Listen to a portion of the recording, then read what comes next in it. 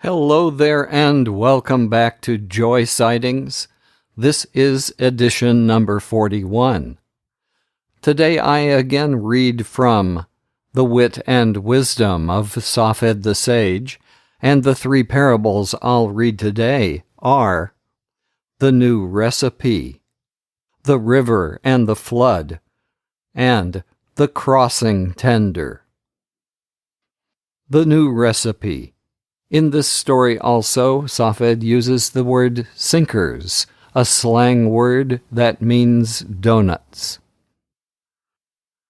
There was a morning when I rose from my bed and looked at the sunrise and thanked God that I was alive, even as I do each day. And I descended and came down and ate my breakfast. And behold, upon the table there were donuts. Now if there be donuts, I eat of them, but they minish not in any wise the other things that I eat, for I eat of them last. And I said unto Keturah, Hast thou bought sinkers from the market? For I had not smelled the cooking of them. And she said, I have not, for I value my peace of mind and the goodwill of my husband. I made these, yea, and I made them by a new recipe. And I said, Wherefore wilt thou try new recipes, when already thy donuts are perfect? And she said, It is not thus that thou dost preach. For thou dost ever exhort men to do better and better. And I said, Thine aspiration to have things better and better is thine only fault. Thou dost even try to have it so with thy husband. And she said, Yes, and thus far I have done very well in the matter of his improvement. So I ate of the donuts, and I said, Behold, these are just like all of thy donuts. And she said, I'm glad that thou dost think so, for they are so made that they absorb less fat, therefore they are more wholesome. And I said, Go not too far with me in that wholesome stunt. I do not want things too wholesome. I can digest anything, save it be health foods. And she said, My lord, when I try a new recipe, thus do I try it. I consider all the things that I have been wont to use that I know are good, and if I find in the new recipe some other good things, that also do I put in. And I said, Keturah, thou hast the finest idea of progress to be found in any cook on earth.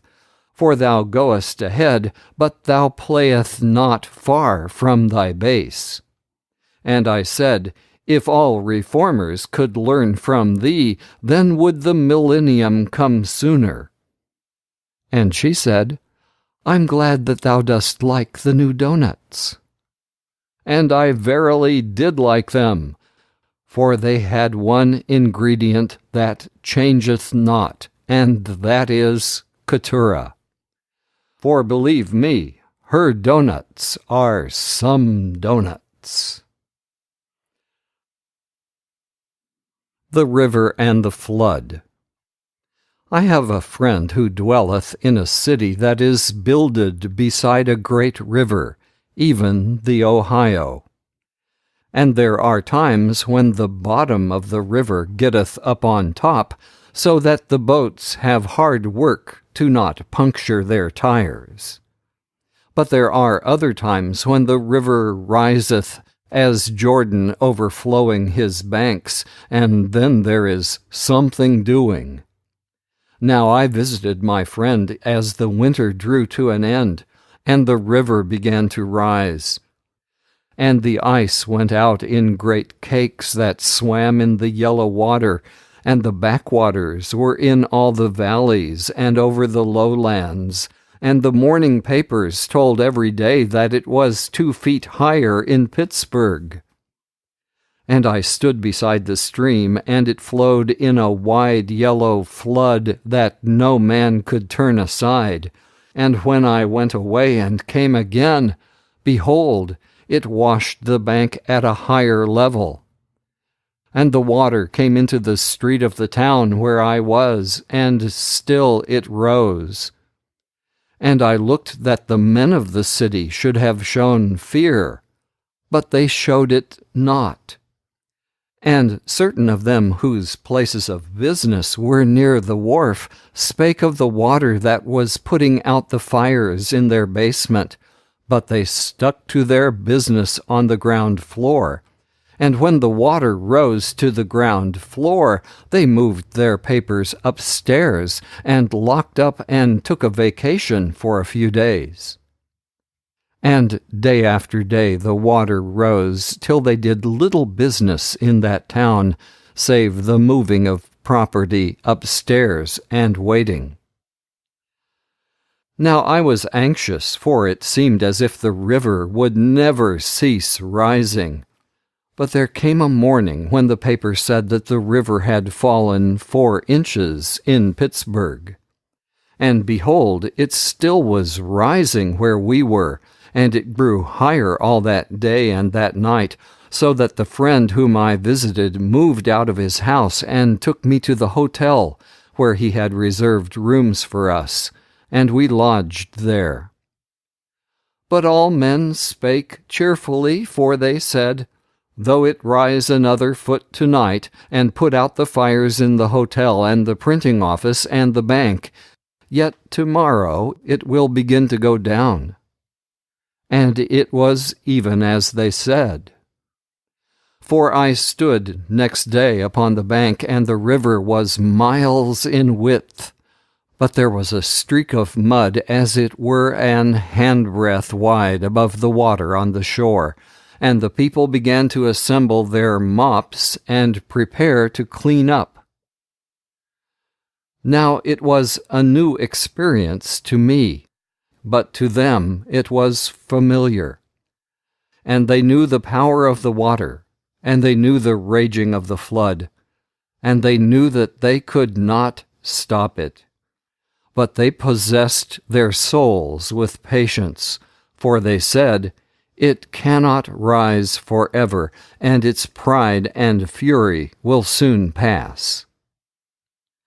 And I prayed to my God that I might accept life's inevitable trials, even as the men of that town accepted the flood. But if I go to live in that town, I want a little rainbow of mine own. The next story is the crossing tender. In those days, at railway crossings, there was a person who operated the bar that went up and down to prevent people going across when a train was coming. That person was called the crossing tender. The crossing tender.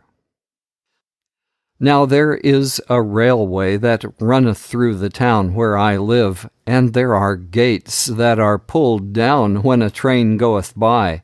And one day when I would have crossed the tracks, the gate went down, so that I stopped. And I spake unto the man who keepeth the crossing, and I said, Lovest thou thy job? And he said, I count myself lucky to have this job, for I am neither young nor strong. Nevertheless, mine is a hard job. And I said, Wherefore should thy job be hard? And he said, Because I save people's lives, and they turn and curse me. And I said, That's strange, for they should love thee. And he said, They come down the street, breaking the speed limit, and honking for me to lift the gates, or if they be on foot, they duck under. And when I warn them not to cross the tracks lest they die, they act as if I were their enemy. And I took him by the hand, and I said, Thou art my brother, and my job is like unto thine. And he said, Not so you could see it. Art thou not a minister and a philosopher? And I answered, I am a crossing tender. Where thou seest yonder spire, I tend a crossing. And I say unto the wicked, Go not in thine evil way, lest thou die. But they continue to go as they did before. And I say unto the heedless, Duck not under the gate, lest evil befall thee. But they duck as they were wont to do. Now I had on my best clothes, and the crossing tender had on his overalls, but we clasped hands, and he knew that we were brothers. For my lot in life is even as his, and my job hath the same trials. Nevertheless, his is a good job, and so is mine. And every now and then we keep people on the right side of the gate. So I considered this, and I thanked God for my job, and I resolved to do it as well as I could.